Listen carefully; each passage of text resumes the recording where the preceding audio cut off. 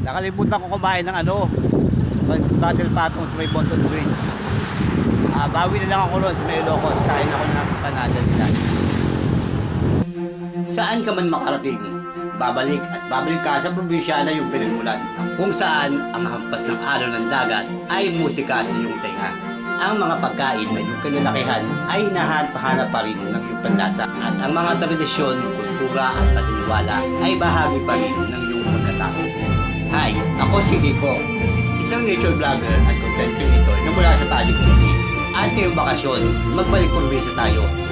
Muli akong maglalakbay sa Pilipinas gamit ang aking bisikleta. Susuyurin ang bawat kalsada at bibisita sa 82 probinsya para tuparin ang isa sa aking mga childhood dream, ang masilayan ang ganda ng Pilipinas, upang bigyan ng buhay at kulay ang malaman ng aking lingkod. Minsan, aking pinag-aralan sa 4 na sulok ng paaralan. Kaya tara, samahan niyo ako mamadyak ng may 1,000 kilometro at ikutin natin ang bansang tinuburiang perlas ng silangan, ang ating bansang Pilipinas. Again, I'm Kiko Kalikasan from Pasig City, and join me as I travel the raw, magical, and stunning beauty of our country, Philippines. Kaya tara, madyak! Kinabukasan, mula ako bumalik ng San Vicente. Umiksakto pa lang ang pagpunta ko kasi papasikat pa lang si Haring Araw. Panibagong araw, panibagong umaga, at panibagong bilang ng araw ko sa kalsada. 16 days na pala ako wala sa bahay. 16 days na ako dito sa kalsada. Hanggang sa pumukaw ng atensyon ko ang pultong ng mga tao. Parang may hinihintay sila na gustong dumating. Hindi nga ako mali ng kutob. Hinihintay nila ang mga bangka na paparating galing sa pamamalaot. Nang makadaong na ang bangka, isa-isa niyang isinalin ang mga isda sa kanyang lumang banyera. Tapos, inilatag na sa simento ang mga isda at pinagkaguluhan ng mga tao. Nag-uunahan silang makuha ang magandang klase ng isda. At kung sinong mabilis dumampot, siya ang panalo. Ganito pala ang sistema rito na kung tawagin nila ay bulungan para kang nakikipag-bidding. Tapos, pumadyak na uli ako pabalik at lumabas na ako ng Santa Ana. Fast forward hanggang sa muli ako makabalik ng Magapit. Lumabas sa bayan ng Lalo at pumasok sa bayan ng Alacapán. Wala namang bago sa lugar na to kundi puro mga palayan. Mahaba at patag na kalsada lang siya hanggang Sanchez Mira. Nang makalagpas na ako sa bayan ng Alacapán, pumasok naman ako sa bayan ng West Apari.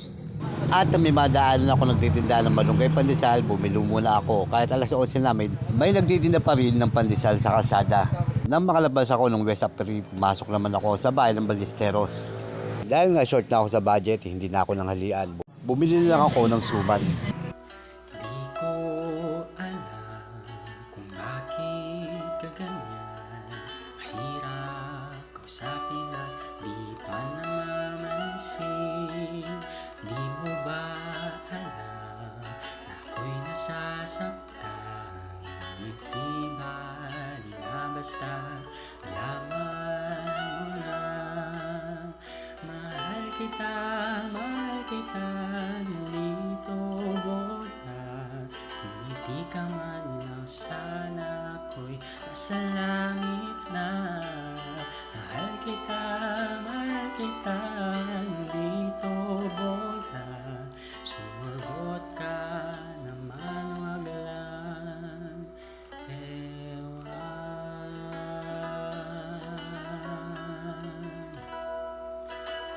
At bigla ako napaiwan sa sitwasyon ko. Iniisip ko talaga kung tama pa ba itong ginagawa ko. Nakapag-aaral naman ako kung tutusin, pero bakit gustong gusto ko sa kalsada?